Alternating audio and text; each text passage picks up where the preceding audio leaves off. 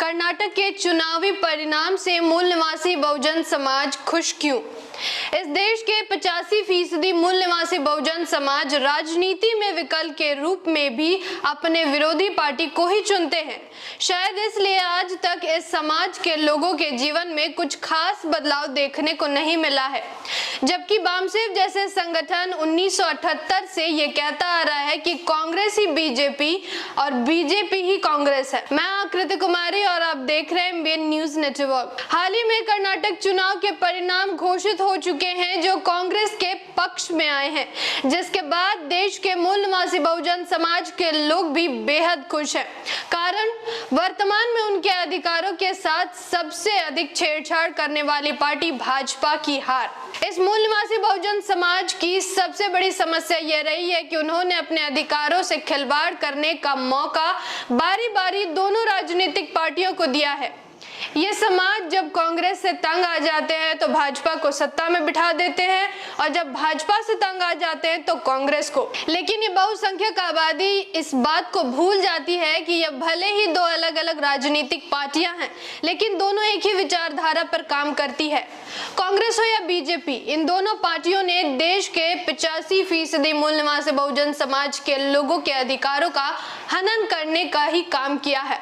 आज भले ही मूल निवासी बहुजन समाज के लोग कांग्रेस या बीजेपी की जीत पर जश्न मनाते हुए दिखते हैं, लेकिन उन्हें यह समझना चाहिए कि यह दोनों ही उस एक पूंछ वाले दो मुंह सांप की तरह है जो सिर्फ और सिर्फ मूल निवासी बहुजन समाज को डसने का काम करती है। इस समय बामसेफ अनुसूचित जाति, अनुसूचित जनजाति, पिछड़ा वर्ग और कन्वर्टेड माइनॉरिटीज का सबसे बड़ा राष्ट्रीय स्तरीय संगठन है जो 6 दिसंबर 1978 से मूल निवासी बहुजन समाज के हित में कार्य कर रहा है। बामसेफ अपने समाज से पिछले 40 सालों से कहता आ रहा है कि कांग्रेस ही बीजेपी है और बीजेपी ही कांग्रेस है, क्योंकि कांग्रेस ने आरएसएस बनाया और आरएसएस ने बीजेपी। लेकिन ये छोटी सी बात पता नहीं क्यों इस बहुजन समाज के लोग समझ ही नहीं रहे हैं।